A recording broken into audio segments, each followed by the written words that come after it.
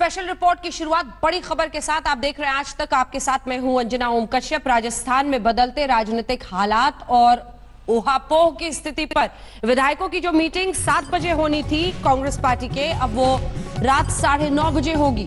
दरअसल 9:30 बजे तक कांग्रेस के संगठन महासचिव केसी वेणुगोपाल रिजॉर्ट पहुंचेंगे। उसके बाद मुख्यमंत्री अशोक गहलोत और उप मुख्यमंत्री सचिन पायलट दोनों रिजॉर्ट आएंगे और इसके बाद विधायकों की बैठक होगी। आपको बता दें, दरअसल राजस्थान के मुख्यमंत्री अशोक गहलोत ने सीधे भारतीय जनता पार्टी पर आरोप लगा दिया कि एमपी वाला खेल बीजेपी राजस्थान में भी खेल रही है। राज्यसभा चुनाव होने हैं और 200 की विधानसभा वाले राजस्थान में 51 वोट चाहिए एक राज्यसभा सदस्य की जीत के लिए। ऐसे में मौजूदा परिस्थिति में कांग्रेस के पास 2 अपने राज्यसभा उम्मीदवारों को जिताने के लिए आसानी से नंबर है, लेकिन अशोक गहलोत का यह आरोप है कि बीजेपी 2 उम्मीदवार उतार रही है जबकि उनके पास एक को ही जिताने का नंबर है। वो तोड़फोड़ करने की कोशिश कर रही है कांग्रेस पार्टी के विधायकों। शरद हमारे सहयोगी इस वक्त हमारे साथ जुड़ रहे हैं। शरद, 7 बजे मीटिंग होनी थी, फिर खबर आई सचिन पायलट निकल गए वहां से, अब 9:30 बजे मीटिंग होगी। ये कहा जा रहा है कि 9:30 बजे तक कांग्रेस के संगठन महासचिव केसी वेणुगोपाल आएंगे, उसके बाद मीटिंग होगी। क्योंकि जिस तरह के हालात है, ज्यादातर विधायकों से जो हमने आप तक पहुंचाई है, सबने कहा कि ये अफवाह है। किसी विधायक ने अभी तक नहीं कहा कि हमें 35 करोड़ या 25 करोड़ दिए जा रहे थे। ऐसे में अब अशोक गहलोत के लिए बड़ी जिम्मेदारी है कि ये बताएं कि ये सच्चाई है। क्योंकि पायलट गुट के जो पर्यटन मंत्री हैं विश्वेंद्र सिंह, वो तो यहाँ से कह के निकले कि दिल्ली में जो आला कमान है उनको ये दिखाने के लिए किया जा रहा है कि देखिए राजस्थान में क्राइसिस थी और हमने सब ठीक कर लिया, और कुछ नहीं है यहाँ पर, यहाँ एंटरटेनमेंट करने के लिए मैं नहीं बैठूंगा, मैं तो जा रहा हूँ। तो इस तरह के जो कहा जा रहा है, कांग्रेस भले ही बीजेपी पर आरोप लगा रही है, लेकिन कांग्रेस के घर में भी अंदर में बहुत कुछ सही नहीं है। यहाँ पर कहा जा रहा है कि जब केसी वेणुगोपाल आएंगे तो शायद अशोक गहलोत की तरफ से ये सबूत रखे जाएंगे कि क्या उनके पास है, क्या रिकॉर्डिंग हुई है। ऑफ द रिकॉर्ड कहा जा रहा है कुछ रिकॉर्डिंग है जिसमें पैसे के लेन देन की बात है, वो बताया जाएगा यहाँ पर विधायकों को, जैसा कि हमारे सूत्र बता रहे हैं। और यहाँ पर समझाया जाएगा कि किस तरह से तोड़ फोड़ करने की कोशिश की जा रही है। लेकिन शिकायत में जो पुलिस की भी शिकायत की है, उसमें भी कहीं बीजेपी का नाम नहीं लिखा गया है, शिकायतकर्ता के अलावा पार्टी का भी नाम नहीं लिखा गया है। ऐसे में बेहद अजीब सी स्थिति हो गई है कि एक सरकार है जिसके पास मुख्यमंत्री है, डीजीपी है, इंटेलिजेंस है, वो कह रही है कि पुलिस जांच करके बताए कि क्या हमारे विधायकों को तोड़ा जा रहा है। और जो तमाम विधायक जिनसे हमारी बातचीत हुई, वो कह रहे हैं ये अफवाह है, अफवाह के आधार पर हमें यहाँ पर लाया गया है।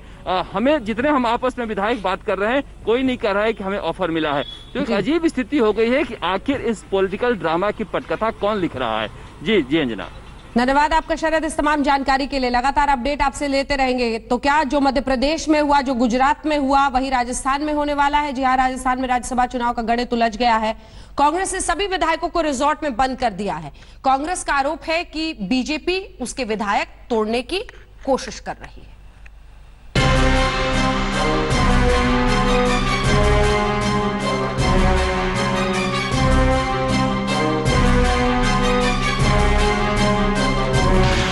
टोटली खेल खेलेंगे मध्य प्रदेश में। उनको अपने विधायकों पर भरोसा नहीं है। कई राज्यों में ऐसी कोशिशें पहले भी की गई हैं, तो हो सकता है ऐसा कुछ सुगबुगाहट किसी को महसूस हुई हो।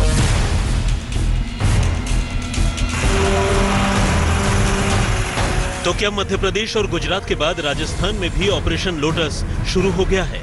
ये सवाल राजस्थान से लेकर दिल्ली तक की सियासी फिजाओं में गूंज रहा है। राजस्थान के मुख्यमंत्री अशोक गहलोत तो साफ साफ कह रहे हैं कि बीजेपी 35 करोड़ में उनके विधायकों को खरीदने में लगी है। ये टोटली खेल खेलेंगे मध्य प्रदेश वाले। हालांकि मध्य प्रदेश के जो 22 MP गए, 22 MLA गए, उनकी बहुत दुर्गति हो रही है। वो लोग वहाँ घुसने पाए क्षेत्र के अंदर। लोग कहते थे 25 करोड़ में बेचे लोग हो, किस मुझे आए वापस? 5 साल ही भेजा हमने आपको, अब आ गए जल्दी क्यों आए भाई? और बीजेपी वाले टिकट नहीं दे पा रहे उनको, क्योंकि वहाँ के बीजेपी खुद का कैडर है, वो कहता हम कहाँ जाएंगे।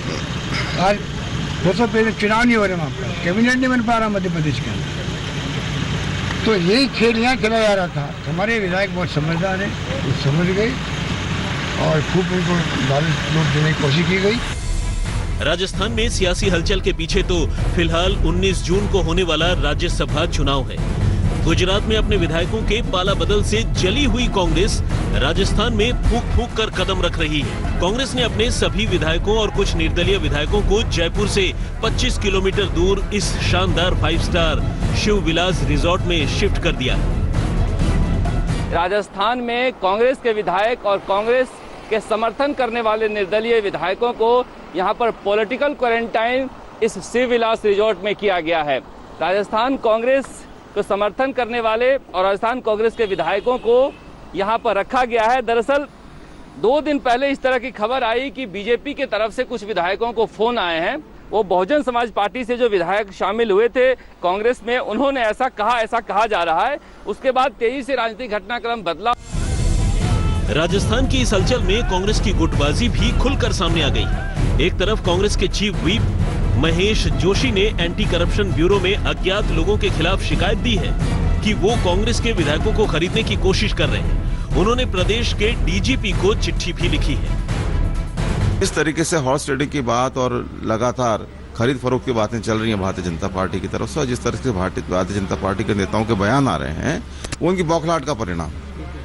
तो मैं कुल मिला के ये कह सकता हूं कि हम राजस्थान में भारतीय जनता पार्टी के किसी भी मंसूबे को कामयाब नहीं होने देंगे। किसी भी तरीके से खरीद फरोख्त भ्रष्टाचार हम नहीं होने देंगे। राज्यसभा के जो चुनाव आयोजित किए जा रहे हैं उसको राजस्थान में कांग्रेस की सरकार और कांग्रेस दोनों मिलकर के प्रभावित करने का प्रयास कर रही है। वे अनुचित रूप से एससीडी में रिपोर्ट लिखा करके जो गैर कांग्रेसी विधायक हैं उनको डराने का प्रयास कर रही है। उधर मुख्यमंत्री के विरोधी माने जाने वाले सचिन पायलट खेमे में दूसरा ही राग चल रहा है। पायलट गुट के विधायकों का कहना है कि उन्हें रिजॉर्ट में रखने की कोई जरूरत नहीं थी। वो रखने की आवश्यकता नहीं है। राजस्थान का कांग्रेस में मजबूती है और अभी कल ही तो गए थे, कल मीटिंग हुई थी। इस राजनीतिक हलचल के बीच कांग्रेस नेता रणदीप सिंह सुरजेवाला भी जयपुर पहुंच गए। शाम करीब 7 बजे कांग्रेस विधायक दल की मीटिंग बुला ली गई। स्पष्ट करना चाहता हूं कि कांग्रेस पार्टी के पास हम लोगों के समर्थक दलों के साथ हमारे निर्दलीय साथी हमारा समर्थन कर रहे हैं। पर्याप्त बहुमत हमारे पास है। कोई कितनी भी कोशिश कर ले, हम लोग उम्मीद से ज़्यादा मत प्राप्त कर दोनों राज्यसभा की सीट जीत कर जाएंगे। ये तमाम चुनाव से पहले हर तरह की चर्चाएं आती हैं, लेकिन अंत में जो धरातल की वास्तविकता हम सबको मालूम है। जो संख्या बल हमारे पास है, जो गणित हमारे पास है, हर कोई जानता है कि हम दोनों हमारे जो उम्मीदवार हैं, जो एसीसी ने हमको उम्मीदवार दिए हैं, उन दोनों उम्मीदवारों को हम जिताकर भेजेंगे। फिलहाल राजस्थान में जो हलचल है, जरा उसका गणित समझ लीजिए। राजस्थान में 19 जून को राज्यसभा की 3 सीट पर चुनाव होना है। कांग्रेस ने केसी वेणुगोपाल और नीरज डांगी को उम्मीदवार बनाया है, जबकि बीजेपी ने भी राजेंद्र गहलोत और ओंकार सिंह लखावत को मैदान में उतार दिया है। राजस्थान में 200 सदस्यों वाली विधानसभा में कांग्रेस अपने 110 विधायकों समेत कुल 123 विधायकों के बहुमत का दावा कर रही है। दूसरी तरफ बीजेपी के पास 72 विधायक हैं। राष्ट्रीय लोकतांत्रिक पार्टी के 3 विधायक उसके साथ हैं। राज्यसभा में जाने के लिए हर उम्मीदवार को 51 वोट की जरूरत है। ऐसे में कांग्रेस आसानी से 2 सीट और बीजेपी 1 सीट जीतती नजर आ रही है। कांग्रेस को ये डर सता रहा है कि दूसरी सीट जीतने के लिए कहीं बीजेपी कांग्रेस में तोड़फोड़ न कर दे। कांग्रेस बीजेपी पर आरोपों की बौछार कर रही है, जबकि बीजेपी का कहना है कि कांग्रेस में आंतरिक कलह है और इसका इल्जाम वो बीजेपी के मत्थे मढ़ रही है। तो यहाँ भय कोतवाल तो डर काहे का, लेकिन कोतवाल होने के बाद भी डर है, ताजुब की बात है। और जो कल घटित हुआ उससे सरकार की और कांग्रेस की कमजोरी और उनका अंतर्कलह साफ तौर पर दिखता है। बीजेपी पर उन्होंने गुजरात और मध्य प्रदेश का प्रमाण जरूर दिया है, लेकिन ये इस बात का प्रमाण है कि उन्होंने कोई डील हुई है ऐसा नहीं है। ये इसलिए बात का प्रमाण है कि कांग्रेस पार्टी वैचारिक रूप से लोगों के मन से उतर गई।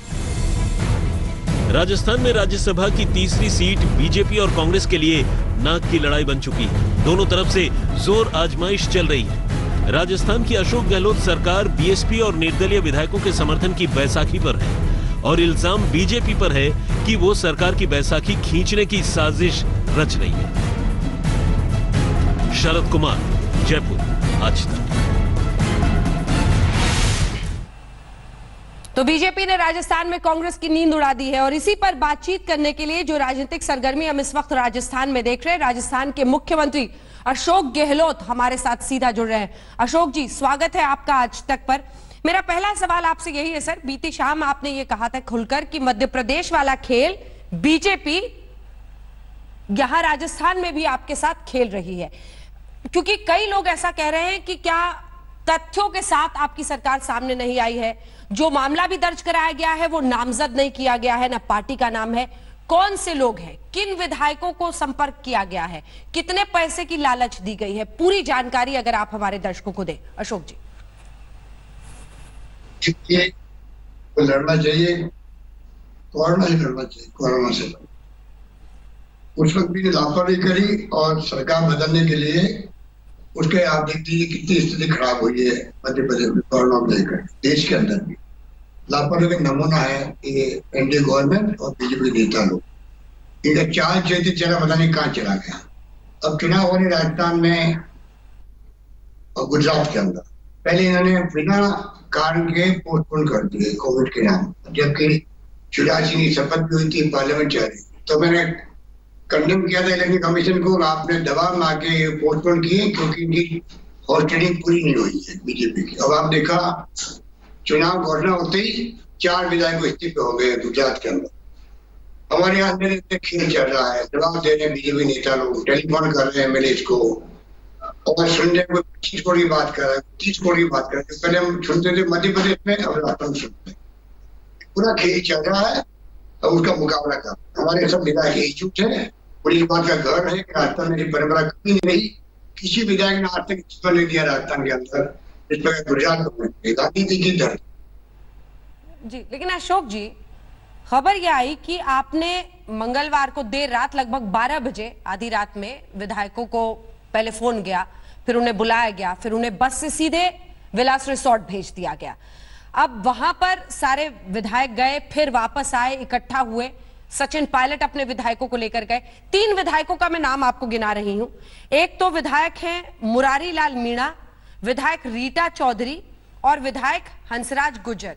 सर, इन तीनों ने कहा है कि कोई भी विधायक ऐसा नहीं कह रहा कि पैसा उसे ऑफर किया गया, ये अफवाह उड़ाई जा रही है। आप ही के कांग्रेस पार्टी के ये 3 विधायक और अन्य लोग ऐसी बात क्यों कह रहे हैं? अब इस पे मैं कोई कमेंट नहीं कर सकता। अभी हो सकता है कि कोई फोन नहीं आया उसके पास, जिन विधायकों ने बात करी है, परंतु जो खबरें हमारे पास है वो तो मेरे पास है ना, वो मेरी जानकारी में है। और मेरी ड्यूटी बनती है कि मैं सरकार को मजबूत करूं गवर्नेंस के लिए, क्योंकि जनता ने मैंडेट दिया है। राहुल गांधी, सोनिया गांधी के आह्वान पर राजस्थान सरकार बनाए हैं।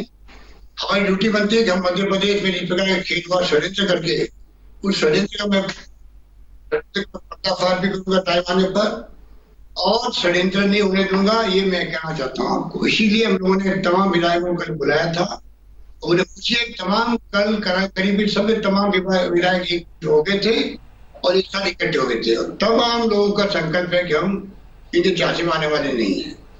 इस बात का बड़े गर्व है कि राजस्थान की धरती पर कभी ऐसे विधायक पैदा नहीं हुए तो इस पर हॉस्टिंग मारते हुए। अशोक जी, ये सचिन पायलट जो कह रहे हैं वो जरा समझना चाह रहे हैं, क्योंकि उनका ये कहना है कि अफवाह जो भी इस तरह की फैला रहा है, चाहे वो किसी भी पार्टी का हो, जब सचिन पायलट किसी भी पार्टी कह रहे हैं तो जाहिर तौर पर वो शक का दायरा तमाम पार्टियों में, शायद कांग्रेस पार्टी तक भी पहुंचा रहे हैं। सचिन पायलट जी ऐसा क्या कह रहे हैं? क्या मतभेद है क्या आप दोनों में? क्या आपकी बात हुई है सचिन पायलट जी से इस पर? देखिए, वो अप्रोच की बात होती है। सरकार का मुखिया मैं हूँ, मेरी जिम्मेदारी है, हाईकमांड को जवाब मुझे देना पड़ेगा।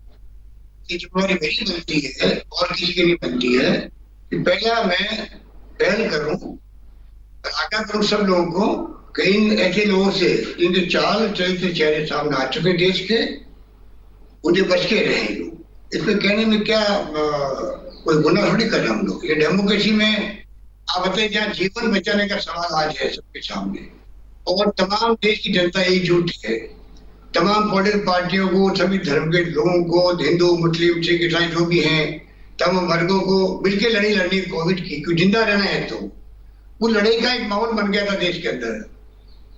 राज्यों की सरकारें और केंद्र सरकार मिलकर जंग को मुकाबला कर रही थी, और जैसे ही चुनाव आए, और आप देख लीजिए क्या तमाशे हो रहे हैं राजस्थान में, महाराष्ट्र की सरकार को भी आप धमकी दी जाएगी, हम राष्ट्रीय शासन लागू कर देंगे। ये कौन से तरीके हुए? अरे जीवन बचाने का जब प्रश्न है तो आपकी जिम्मेदारी बढ़ जाती है। आप केंद्र सरकार में सत्ता में है, आप लोग दूसरी बार सत्ता सौंपी देश ने आपको, और मनुष्य के सामने मानवता का संकट पैदा हो गया है। उस वक्त में सब मिलकर लड़े। तो सोनिया गांधी ने कहा था कि हमारी पार्टी आपके साथ देगी हमेशा।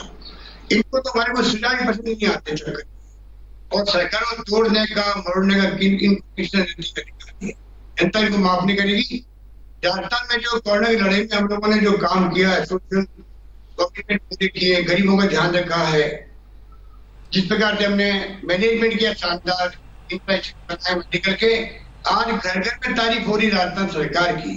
उस दरमियान में सरकार को बदलने की बातें करते हैं, जनता इनको कभी माफ नहीं करेगी। लेकिन अशोक जी, बीजेपी का कहना है कि ये आपका आपस का झगड़ा है। क्या आपकी सचिन जी से इस पर बात हुई है? क्या आप दोनों में मतभेद है? बीजेपी बार बार यही कह रही है। सचिन जी से बात हुई है?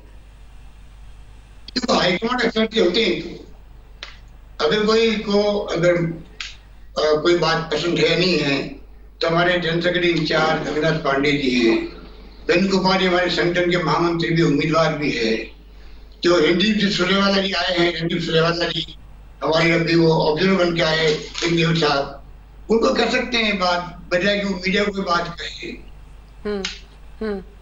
ठीक है, एक और सवाल मेरा आपसे कि हाईकमांड कहेगा हम सब उसको मानेंगे। हाँ, ठीक है। नहीं, बीजेपी से कौन है वो नेता जो ये कर रहा है? क्योंकि अगर इतने बड़े पैमाने पे आप कह रहे हैं साजिश रची जा रही है, तो आपको क्या लग रहा है सूत्रधार कौन है? किस पर नजर है आपकी?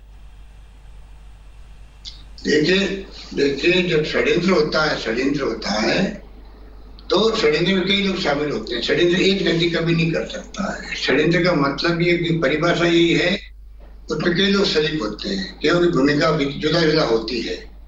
तो आप मान के चलिएगा षड्यंत्र में कई लोग केंद्र के भी हैं, कई लोग राज्यों के भी हैं, और कई लोग और भी हो सकते हैं।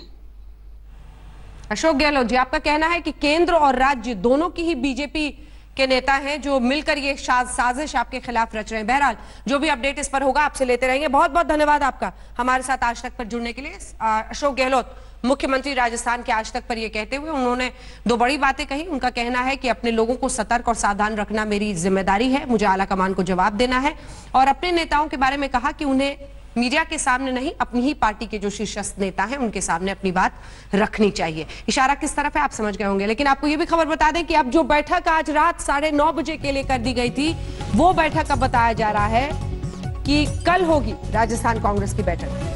पहले शाम 7 बजे का वक्त तय किया गया था, फिर रात 9:30 बजे तक का वक्त तय किया गया, और अब बताया जा रहा है कि ये बैठक कांग्रेस के नेताओं की कल होगी। केसी वेणुगोपाल के पहुंचने में देरी के बाद यह फैसला लिया।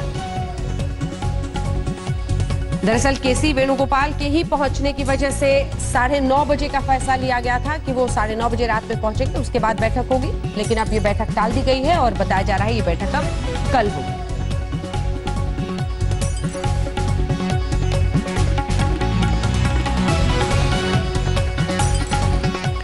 और इसी के साथ स्पेशल रिपोर्ट में हम रुक रहे हैं ब्रेक के लिए, ब्रेक के उस पार, लेकिन आपको दिखाएंगे कोरोना का मामला राजधानी दिल्ली में इतना क्यों डरा रहा है। देखते रहिए स्पेशल रिपोर्ट। नमस्कार, आप देख रहे हैं स्पेशल रिपोर्ट न्यूज रूम से। आपके साथ मैं हूं अंजना ओम कश्यप, और आइए अब आपको दिखाते हैं कोरोना के आंकड़े देश में। जी हां, कोरोना अपडेट के साथ ही करते हैं बुलेटिन की शुरुआत। कोरोना के मामले कैसे राजधानी में बढ़ रहे हैं उस आने वाले हैं। राजधानी में बड़ी चुनौती, 24 घंटे में 1877 नए मामले आए हैं। पिछले 24 घंटे में 65 लोगों की मौत हो चुकी है। बीते दिन लगभग 48 लोगों की मौत हुई थी, उसके बाद अब 65 लोगों की मौत। ये आंकड़े बता रहे हैं कि भयावह स्थिति कोरोना के मद्देनजर राजधानी में होती हुई। कुल मामले 34,687 हो गए हैं।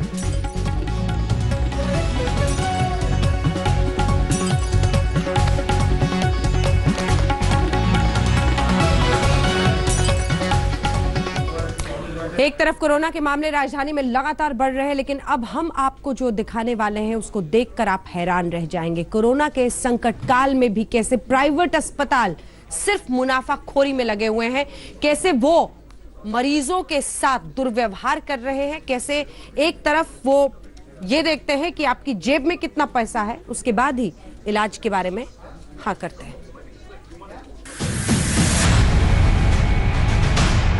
एडमिट कराना जगतपुरी से 3 दिन पहले पॉजिटिव आया था, सेल्फ क्वारंटाइन किया हुआ था। बेड नहीं है, हम मना करें, बेड नहीं है।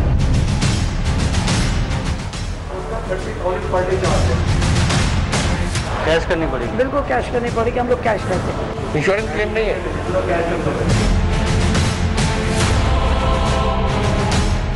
दिल्ली अनलॉक हुई तो जैसे कोरोना भी अनलॉक हो गया। हालात कुछ ऐसे हैं कि लग रहा है कि दिल्ली में कोरोना विस्फोट हो गया है। हर रोज कोरोना के 1500 के आसपास केस आ रहे हैं। एक तो महामारी, ऊपर से अस्पताल दर अस्पताल भटकती जनता। जी हां, दिल्ली में एक शोर मचा हुआ है। लोग कोरोना के मरीजों को लेकर भटक रहे हैं और उन्हें अस्पताल में भर्ती नहीं किया जा रहा है। ऐसे में लोग डरने लगे हैं। लेकिन हमने इसी डर का पीछा किया, ये जानने और समझने के लिए कि आखिर सच्चाई क्या है। दिल्ली के अस्पतालों का आंखें खोल देने वाला सच आज हम आपको दिखाएंगे। लेकिन सबसे पहले ये जान लीजिए कि दिल्ली में कोरोना के मरीज को बेड मिलना सबसे टेढ़ी खीर है। दिल्ली के प्राइवेट हॉस्पिटल लोगों की जेबों को ताड़ रहे हैं। अगर आपकी जेब में मोटा कैश है तो ही आपको बेड मिलेगा। दिल्ली के प्राइवेट अस्पतालों में इंश्योरेंस भी नहीं चल रहा है। एक मरीज को भर्ती करवाने के लिए चाहिए 5 से 7 लाख रुपए नकद। चंद अस्पताल दिल्ली के इतने पावरफुल हो गए, सभी पार्टियों के अंदर उनका पहुंच है, ऊपर तक पहुंच है। अंदर प्राइवेट में धमकी दी है उन्होंने कि हम नहीं कोरोना के मरीज लेंगे, जो करना है कर लो। मैं उनको कहना चाहता हूं, कोरोना के मरीज तो लेने पड़ेंगे तुमको।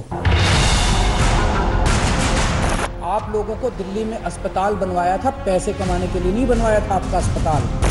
आपका अस्पताल बनवाया था दिल्ली के लोगों की सेवा करने के लिए। दिल्ली के सीएम अरविंद केजरीवाल की सख्त चेतावनी के बाद भी अस्पतालों में कुछ और ही चल रहा है। अगर दिल्ली के किसी प्राइवेट अस्पताल में कोरोना मरीज को भर्ती करवाने की बात करो तो मिनट से पहले जवाब आता है बेड नहीं है, भर्ती नहीं कर सकते। इसलिए अंदर आने भी नहीं कहती, मतलब बेड नहीं है, हम मना करें, बेड नहीं है। लेकिन बेड किसे मिलेगा? कोरोना मरीज भर्ती कैसे होगा? आज तक की स्पेशल इन्वेस्टिगेटिव टीम ने पड़ताल की तो सामने आया कि आपकी जेब मोटे कैश से गर्म है तो अस्पताल में बेड भी नरम मिलेगा। यह है साउथ दिल्ली का नामी गिरामी बत्रा हॉस्पिटल। यहां जो सच सामने आया आप भी हैरान रह जाएंगे और दिल्ली सरकार को भी देखना यह जरूरी है। आज तक के रिपोर्टर बत्रा अस्पताल पहुंचते हैं और एक कोरोना मरीज को भर्ती करवाने की बात करते हैं, लेकिन बत्रा हॉस्पिटल की एडमिशन सुपरवाइजर पहले तो ये कहते हुए साफ इनकार कर देती है कि उनके पास बेड नहीं है। लेकिन इसके साथ साथ वो एक मरीज को भर्ती करने के लिए 1 लाख रुपए कैश की बात भी करती है। इतना गला मेरा खराब कर दिया आप लोगों ने। कोविड आप लोगों को मुसीबत मेरी है, मैं ये बिल्कुल मुसीबत है। मैं इसलिए अंदर आने भी नहीं कहती, मतलब बेड नहीं है, हम मना करें, बेड नहीं है। आप मेरे पास आए हो इतने विश्वास से, कोई बेड तो मैं दूंगी आपको। पेमेंट देके आप जमा करेंगे, कौन करेगा? कैश करनी पड़ेगी। कैश करनी पड़ेगी, बिल्कुल कैश करनी पड़ेगी, हम लोग कैश लेते हैं। अच्छा, कितना का बेड? देखिए, अगर कौन सा बेड चाहिए, बहुत लोअर वाला है तो सब आइसोलेशन। हाँ। कम से कम 1 लाख हम जमा करा रहे हैं। अच्छा, उनको बता दीजिएगा कैसे बुलाएंगे, उनको पेमेंट बता दीजिए। बेड जैसे होगा मैं बुला लेती हूँ। हाँ, मेल और फीमेल 2 है, एक साथ है। हाँ, एक वाइफ साथ हस्बैंड है। तो कोई बात नहीं, हम बुला लेंगे, लेकिन 1-1 लाख जमा करना है वो आप बात करो। पेमेंट उनके पास वो है ना। मैंने बहुत कम बताया आपको, हम लोग 2-2, 3-3 लाख में लेते हैं। अच्छा, आपने शेयरिंग रूम के लिए कम बताया आपने? और मैं तो कम बताया कि हम रूटीन में 1-1 लाख लेते हैं। यानी कोरोना की इस वैश्विक महामारी के बीच इलाज कराना भी लग्जरी हो गया है। बत्रा अस्पताल का सच आपने देखा। अब आपको दिल्ली के सीएम अरविंद केजरीवाल के घर से चंद कदमों की दूरी पर बने संत परमानंद हॉस्पिटल का सच दिखाते हैं। यहाँ भी जब कोरोना मरीज की भर्ती की बात की तो गेट पर ही कैश मांग लिया गया। साथ ही परमानंद हॉस्पिटल ने भी 2 टूक शब्दों में कह दिया कि यहाँ कोई इंश्योरेंस नहीं चलेगा। परमानंद हॉस्पिटल के रेट ने तो रिकॉर्ड तोड़ दिया। जनरल बेड के लिए 5 लाख रुपए और आईसीयू के लिए सीधे 7 लाख की डिमांड। मेरे कजन को कोविड पॉजिटिव है, उसको लाना है, क्या करें? क्या नाम है? मोहित गोयल। क्या करना है आपको? एडमिट कराना है जगतपुरी से। 3 दिन पहले पॉजिटिव आया था, सेल्फ क्वारंटाइन किया हुआ था, लेकिन अब उसकी बुखार उतर। हाँ चार्जेज जो अगर आप इकोनॉमी लेते हैं, हाँ, तो उसका 30,000 पर डे चार्ज है, ये में लगा हुआ है। तो हमारा तो उसमें है इंश्योरेंस क्लेम नहीं है। कार्ड में पेमेंट करना पड़ेगा, बाद में अगर आप विंडो से होता है तो और 7 लाख। 7 लाख की बात सुनकर चौंकना लाजमी था। अप्लाई नहीं हो रहा है, आप इनसे बात करने। उन्होंने तो बोला कैश जमा कराना है। कैश ही है। इसके बाद हमने इमरजेंसी वार्ड में तैनात डॉक्टर से बात की। डॉक्टर ने भी कंफर्म कर दिया कि इलाज कराना है तो कैश तो पहले ही जमा करना होगा। कंडीशन कैसे है? बुखार आ रहा है उसको, पहले तो नहीं थे सिम्टम्स, लेकिन 3 दिन से बुखार आना ज़्यादा हो गया है। तो वो दे रहे थे, लेकिन एज कैसे? 25 साल। 25 साल ठीक है। अगर पेशेंट स्टेबल कंडीशन है तो हम नॉर्मल वार्ड में शिफ्ट करेंगे, लाइक आइसोलेटेड वार्ड है। अगर पेशेंट कंडीशन सीरियस है तो आईसीयू में शिफ्ट करना पड़ेगा। आईसीयू का मतलब इनिशियल डिपॉजिट है 7 लाख, नॉर्मल वार्ड का है 5 लाख। यकीन मानिए, दिल्ली के प्राइवेट अस्पतालों में इससे पहले कभी ऐसा नहीं देखा गया था, लेकिन कोरोना महामारी में जैसे प्राइवेट हॉस्पिटल इसे आपदा में अवसर की तरह देख रहे हैं। मोहम्मद हिजबुल्ला और जमशेद खान के साथ Nitin Jain, special investigative team, आज तक। एक तो जेब में पैसा देखते हैं, फिर इलाज के लिए हाँ करते हैं। दूसरी तरफ न वार्ड, न बेड्स, न वेंटिलेटर, तैयारी कुछ नहीं है। कैसे होगा दिल्ली में इलाज? आइए आपको इस रियलिटी चेक रिपोर्ट में दिखाते हैं कैसे हाथ खड़े कर रहे हैं ये प्राइवेट हॉस्पिटल।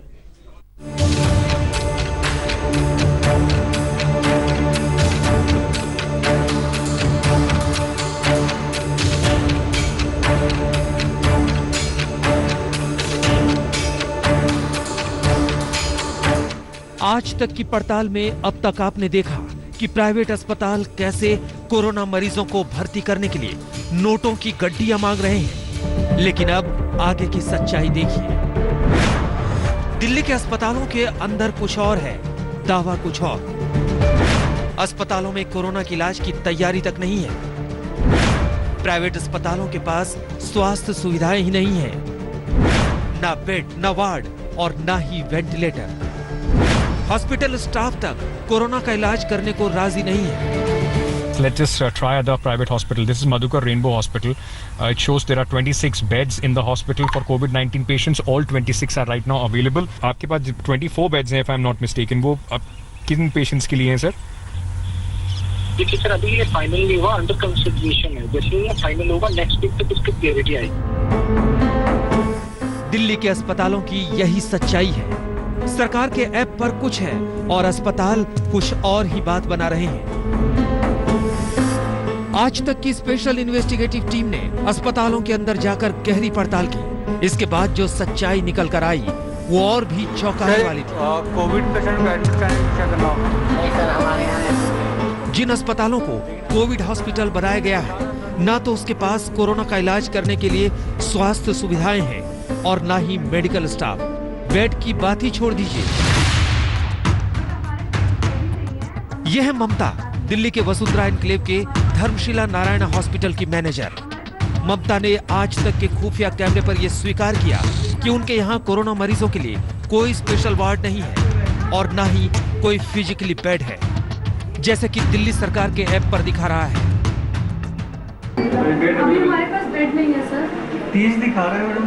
सर उसमें ना दिखा रहा है, ऐप में 30 दिखा रहा है, बट हमारे बेड्स रेडी नहीं है। हमने भी वहाँ पे बता दिया गवर्नमेंट को, हमारे पास अभी बेड्स नहीं है, हमारे पास वार्ड ही नहीं है, हमारे पास केवल 10 बेड है और अभी भी 11 पेशेंट है।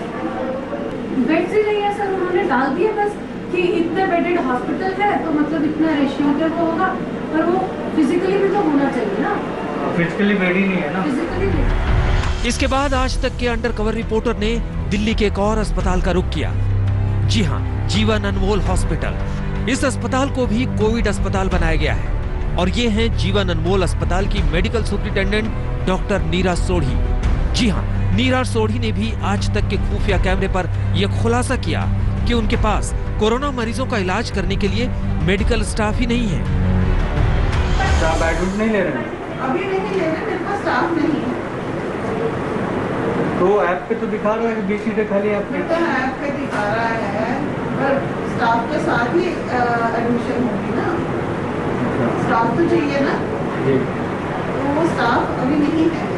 सरकार ने हम लोगों से बोला कि आप ये काम करो और हम अग्री भी कर रहे हैं। मैंने सारा जगह अरेंज कर दी है, पर मेरे को स्टाफ नहीं मान रहा करने के लिए कि हम नहीं करेंगे, तो मैं क्या कर सकती हूँ। सरकार अपनी समझती है, सरकार हमारी तरफ की भी समझ में कि हमें क्या देना। मेरा स्टाफ रेडी नहीं है करने को। अब कैसे लोग अगर कह देते हैं कि ले लो अपनी नौकरी, हम जा रहे हैं, तो क्या कर सकते हैं। और ये है दिल्ली के यमुना विहार का पंचशील हॉस्पिटल। यहाँ भी ढाक के वही 3 बात। यहाँ के डॉक्टर रियाज से जब हमने बात की तो उन्होंने हमारे होश ही उड़ा दिए। जी हाँ, इस अस्पताल के पास वेंटिलेटर ही नहीं है। नहीं सर, हमारे यहाँ एडमिट नहीं है कोविड वाले। तो कोविड वाले पेशेंट को आमतौर पर वेंटिलेटर की जरूरत पड़ती है, लेकिन वेंटिलेटर की सुविधा हमारे यहाँ है नहीं। कोई सिंपल सा मरीज होता है तो उसको तो एडमिट कर लेते हैं, बाकी मोस्टली को हम एडमिट कोविड को नहीं कर रहे हैं। और अब आपको दिल्ली के सबसे पुराने प्राइवेट हॉस्पिटल सेंट स्टीफन की सच्चाई से भी रूबरू करवा देते हैं। यहाँ के कैशियर ने भी ये कबूल किया कि उनके पास कोरोना के मरीजों का इलाज करने के लिए स्वास्थ्य सुविधाएं नहीं है। दिल्ली सरकार का ऐप गलत जानकारी दे रहा है, अस्पताल में बेड नहीं है। ऐप पे तो दिखा रहा है, ऐप पे तो दिखा रहा है दिल्ली सरकार की जगह है। हमें देखो पैसा, हमें तो पैसा आ रहा है, हम क्यों मना करेंगे। 1 हफ्ते के अंदर सारे बेड नहीं बन सकते थे। 1 हफ्ते के अंदर टाइमिंग जो उन्होंने बताया है ना, इतना बेड इतनी जल्दी थोड़ी ना बन सकता है सारा, क्योंकि रूम सारा आइसोलेट करना पड़ता है, एक रूम हर चीज़ आइसोलेट करनी पड़ती है। जो हॉस्पिटल ने जो कैपेसिटी बताई है कि हम इतने बेड बना सकते हैं, वो कैपेसिटी लिखी हुई है। तो देखा आपने, अस्पताल कोरोना के लिए स्वास्थ्य सुविधाएं होने से साफ साफ इनकार कर रहे हैं, तो फिर उन्हें कोरोना अस्पताल क्यों बनाया गया है। मोहम्मद हिजबुल्ला और जमशेद खान के साथ Nitin Jain, special investigative team, आज तक। और इसी के साथ हम रुक रहे हैं ब्रेक के लिए। ब्रेक के उस पार आपको दिखाएंगे कैसे दिल्ली सरकार और एमसीडी में आपस में भिड़ गई है दिल्ली में कोरोना से हुए मौत के आंकड़ों के मामले में। देखते रहिए स्पेशल। दिल्ली में मौत के आंकड़ों को लेकर आपस में भिड़ गए हैं अब दिल्ली सरकार और एमसीडी। आइए आपको अपनी इस रिपोर्ट में दिखाते हैं कैसे दिल्ली सरकार ने जो मौत के आंकड़ों का कोरोना से दावा किया था उसे नकारती हुई एमसीडी की तरफ से अलग आंकड़े 2000 लोगों के मारे जाने का आंकड़ा दिया जा रहा है।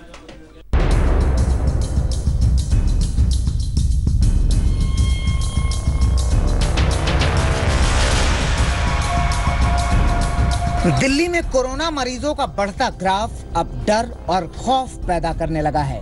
सरकार कोरोना विस्फोट होने का खतरा लगातार जता रही है। इस डर और खौफ के बीच हर रोज नए खुलासे भी कम डर नहीं पैदा कर रहे हैं। दिल्ली एमसीडी पर काबिज बीजेपी ने केजरीवाल सरकार पर अब एक के बाद एक ताबड़तोड़ आरोप लगाए हैं। आरोप ये है कि दिल्ली सरकार आंकड़े छिपा रही है। दक्षिण एमसीडी के चेयरमैन भूपेंद्र गुप्ता का दावा है कि राजधानी में लोगों की मौत का आंकड़ा लगातार बढ़ रहा है। इसी के साथ स्पेशल रिपोर्ट पे इतना ही। आप देखते रहिए आज तक। नमस्कार, मैं हूं अंजना ओम कश्यप। हमें उम्मीद है ये वीडियो आपको पसंद आया होगा। लेटेस्ट खबरों के लिए यूं ही देखते रहिए आज तक और इस वीडियो के पसंद आने पर लाइक, शेयर एंड सब्सक्राइब करना ना भूलें।